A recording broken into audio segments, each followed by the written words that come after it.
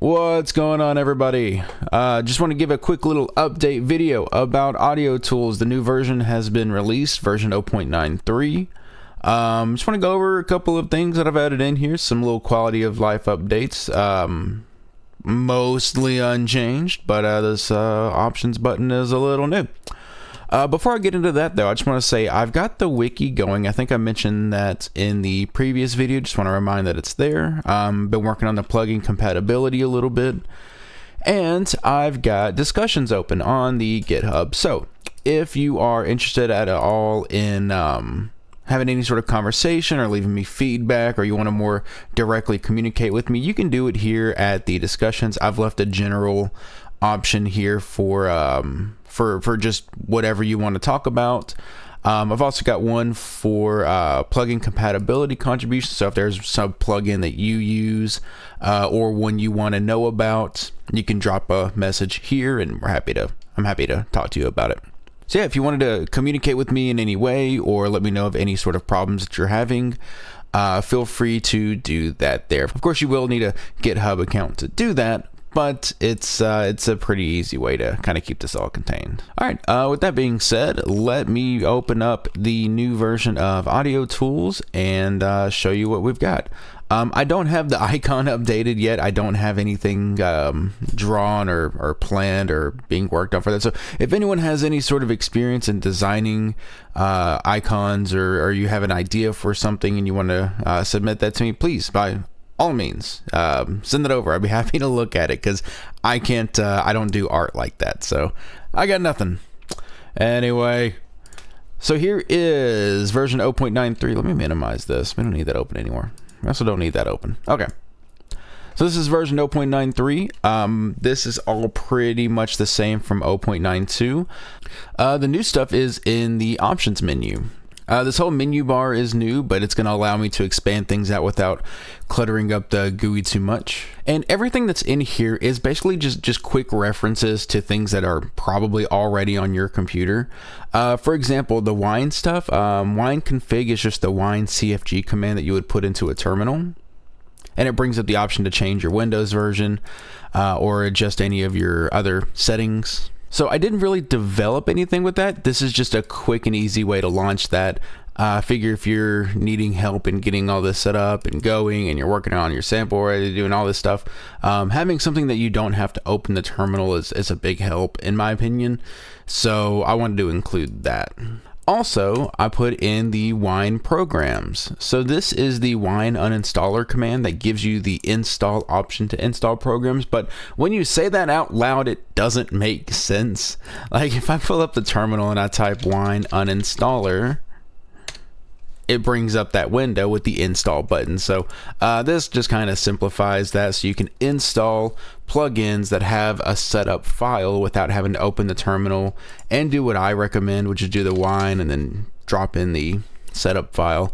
You can just open up AudioTools, and then you can go into options, programs, and then install. And then you can install whatever you want. The last option on here is the check for updates option. So this doesn't install anything. All this does is it checks online for the most recent versions of these tools from their GitHub repositories, and that's all it does, is it reports back what the most recent version is. So you can see on mine, the version of Yabridge that I have is 5.1.0. The latest is 5.1.1.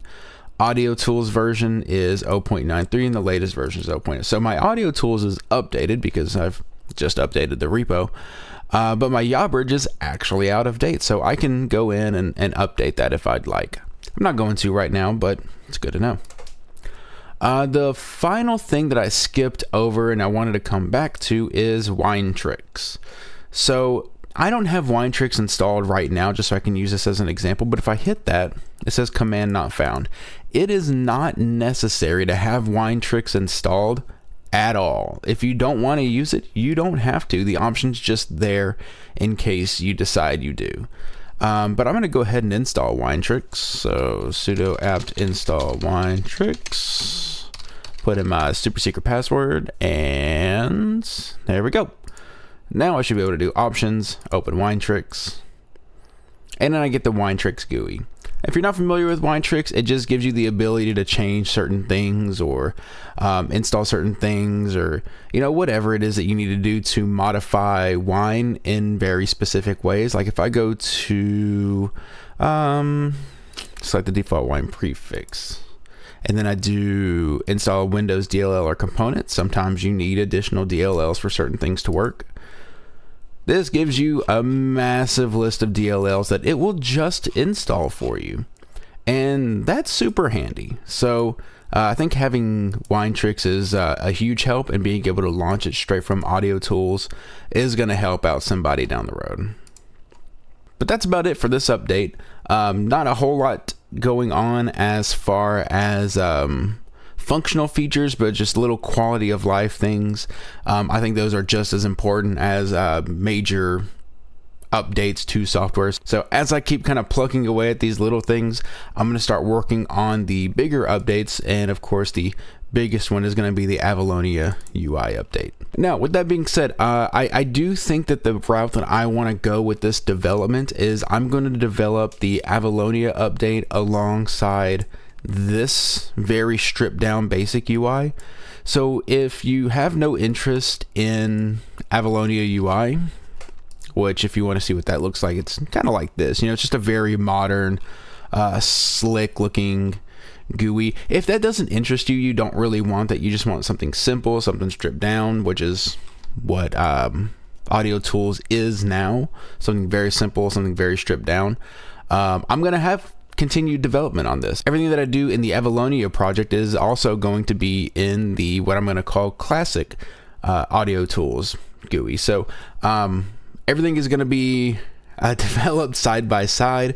It shouldn't add too much work for me. The classic GUI is really easy to work with, so whatever I do in there should translate over to Avalonia with a little bit of extra steps, but I think I could do it without having too much of a headache. So I think that's the path that I'm going to go down. I think that's going to be pretty well received by some people who prefer stripped down over modern slick UI. And yeah, I think that's just gonna help kind of cater to everybody and what they're looking for. But all right, I'm gonna try to keep this as short as possible, so I'm gonna go ahead and end this video here. Y'all have a good one. Take it easy.